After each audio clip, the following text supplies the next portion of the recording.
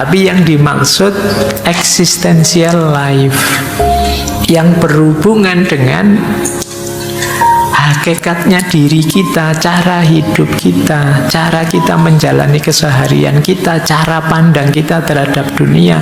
Itu existential life. Inilah yang sering membelenggu kita. Jadi the non itu bagian eksistensial. Ada yang menyebutnya psychological knowledge. Wong kita itu menjalani hidup kita kok meminjam konsep teori dari orang lain yang membaca hidupnya dia. Itu yang dikritik oleh Krishnamurti. Jadi bukan yang functional knowledge ya. Nanti Pak begitu, kalau begitu pengetahuan di kepala saya dibuang semua ya Pak. Saya yang belajar membaca, belajar nulis, belajar caranya mandi, belajar caranya makan, itu bukan itu namanya functional knowledge. Tapi yang dimaksud existential knowledge, pengetahuan tentang kedirian kita. Kadang-kadang kan kegelisahan kita itu kan karena pendapatnya orang lain, komentarnya orang lain, padahal dia melihatnya ya sesuai dunianya. Kadang-kadang saya nyaman pakai baju kayak gini, terus ada orang komentar, menurut saya kalau kamu bajunya jangan begitu, kamu akan, dan kita gelisah karena itu. Jadi kita tidak yakin dengan pilihan kita sendiri. Ini namanya kita terbelenggu oleh orang lain. Itulah the known, itulah pengetahuan. Biasanya kata Krishnamurti, the known itu sesuatu yang eksistensial, yang dari situlah nanti formulasi hasrat, keinginan, cita-cita kita rumuskan. Cita-citamu apa? Kayak dulu waktu kita kecil ditanya cita-cita apa, terus jadi dokter, jadi pilot, itu pasti kita tidak sadar. Kenapa harus dokter, kenapa harus pilot? Hanya karena ikut orang lain saja. Mungkin orang tuanya, mungkin lingkungannya, bahwa jadi dokter keren loh, jadi pilot keren loh. Kita merancang keinginan, harapan, dan cita-cita dasarnya the known tadi. Pengetahuan-pengetahuan tentang diri kita dan dunia yang sebagian besar sumbernya orang lain. Yang kedua, dari situ terus kita merancang, oh bahagia saya berarti di sini. Kalau saya mengalami ini berarti sedih. Itu ternyata sering bukan kita, tapi konsep-konsep yang dijejalkan di kepala kita. Itulah the known. Jadi kalau tadi ada yang tanya, apa bisa Pak kita bebas sepenuhnya dari pengetahuan? Ini yang dimaksud bukan semua pengetahuan, tapi existential knowledge.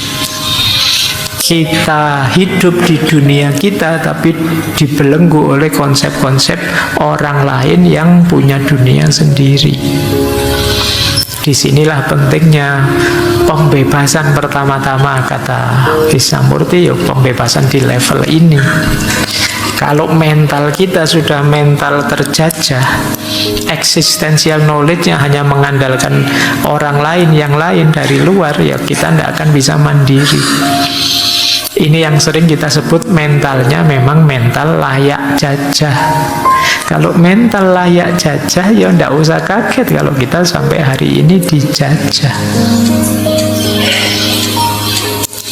Ya memang berpikir sendiri itu capek, berpikir sendiri itu rumit, berpikir sendiri itu tidak nyaman. Tapi kalau kita tidak berpikir sendiri, bagaimana kita bisa menikmati hidup kita sendiri?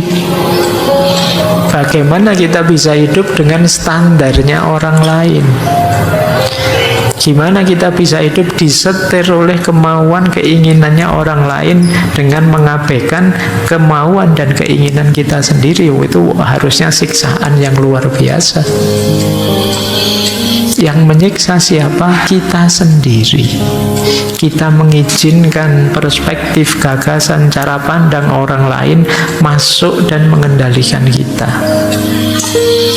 Disinilah pentingnya kita berjuang untuk freedom from the known, bebas dari yang diketahui.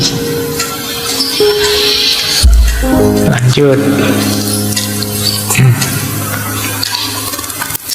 Kalau mau dirinci, belenggu dari the non tadi yang merajalela di kepala kita itu jenisnya 3. Yang pertama jenis mental, yang kedua belenggu ego dan identitas, yang ketiga belenggu sosial dan budaya.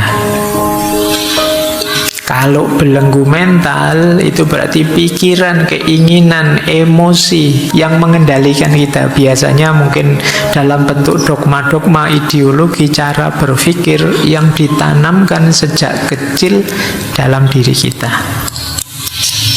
Jadi ini namanya belenggu mental. Kita tidak bebas mengekspresikan diri, kita tidak bebas mengungkapkan keinginan kita, karena dalam diri kita sudah dipasang banyak sekali pagar-pagar. Ini tidak boleh, itu tidak boleh, ini jangan, itu jangan, dan lain sebagainya. Ini namanya belenggu mental.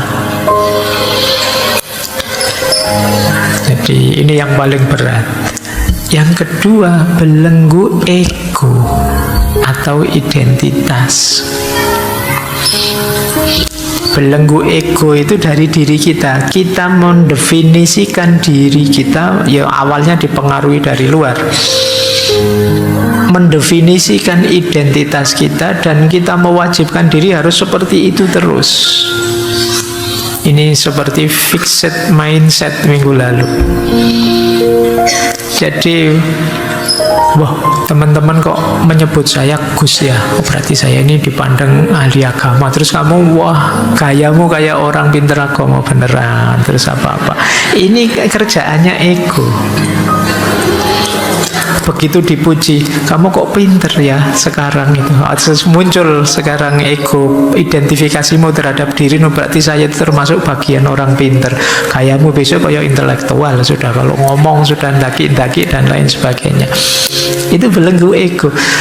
Jadi coba kamu tanya ya, aku menurut diriku itu bagaimana? Coba kamu, dan definisi itulah nanti yang kamu pegangi untuk gayamu ngomong, gayamu berperilaku. Seolah-olah kamu harus begitu. Begitu kamu dipuji, wah keren sekali kamu, anak gaul memang. Sampai besok-besok kamu memaksa dirimu untuk bergaya kayak anak gaul. Ini belenggu ego. Wah, Pak Faiz itu filsafatnya dalam. Terus saya kalau ngomong harus tak filsafat-filsafatkan. Padahal harusnya ngomong santai aja difilsafati. Pak Faiz, saya minta izin. Kenapa kok kamu pakai saya, bukan aku? Apa bedanya aku dan saya? Wah, itu kurang kerjaan. Tapi itu kerjaannya ego. Ketika kita sudah mengidentifikasi diri kita sebagai A, B, atau C, maka identifikasi itu kemudian membelenggu kita. Kadang-kadang kita lupa ruang, lupa waktu, harus begitu terus. Nah, kamu sudah bilang, oh, mahasiswa itu ya harusnya kritis. Oh, nanti kemana-mana kamu kritis nih. Wah, nanti di warung-warung juga kamu kritis. Wah, ini posisi kursinya harusnya tidak begini. Terus nah, itu ego sudah yang memenjara seperti itu. Dan yang terakhir tentu saja lingkungan, sosial, budaya, yang tadi pakai istilah mengkondisikan isi pikiran kita, mengarahkan kemana, mengisinya dengan apa, itu sudah lingkungan, sosial, dan budaya. 3 hal inilah nanti yang kita harus berjuang membebaskan diri darinya. Diingat-ingat, membebaskan diri bukan berarti membuang ya, tapi jangan sampai membelenggu kita sedemikian rupa sehingga kitanya sendiri hilang, kita tidak otentik lagi.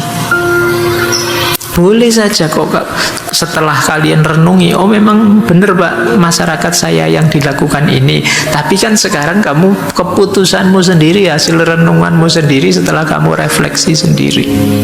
Tidak karena terikat, tidak karena terkondisikan, tidak karena terpaksa. Jadi yang namanya belenggu itu kan ya ketika kamu dipaksa untuk itu. Tapi kalau kamu sendiri yang menerima, oh ya menurut saya yang ini memang pas Pak. Nah kalau itu kan hasil refleksimu, tidak apa-apa, meskipun sama kemudian akhirnya. Tapi sekarang kamu secara mandiri memutuskan untuk dirimu. Tidak sekedar follower, tidak sekedar ikut, tapi kamu memutuskan. Nah, inilah 3 belenggu the known. Maka kata Krishnamurti, the known adalah penjara pikiran. Dan hanya dengan pembebasan darinya, pikiran dapat benar-benar hidup. Semakin kita terikat dengan the known, semakin kita menyangkal kesempatan untuk pertumbuhan dan transformasi diri yang sejati. Semakin kuat posisinya the known, semakin kita tidak berkembang. Jadi boleh ya teman-teman, yang kemarin-kemarin kan banyak yang mengeluh, Pak saya kok tidak berkembang-berkembang ya, saya kok stuck begini-begini saja ya. Jangan-jangan beban the known di kepalamu sangat berat, sehingga kamu tidak berani ini, tidak berani itu, tidak bisa melakukan ini, tidak bisa melakukan itu, yang pada akhirnya ya kamu tidak berkembang sudah. Kamu yang dulu ya masih belum berubah sampai sekarang, masih begitu saja, kamu stuck, kamu mandek. Kenapa? Beban dari the known tadi. Kamu tidak bisa transformasi diri. Baik, itu ya. Jadi paling tidak sampai di titik ini kita sadar ada problem besar yang akarnya diri kita sendiri, yang kita harus membebaskan diri darinya. Jadi kemarin-kemarin tema kemerdekaan, kebebasan kan bebas dari yang lain yang ingin membelenggu kita. Malam ini kita ingin membebaskan diri dari diri kita sendiri yang sering malah membelenggu kita.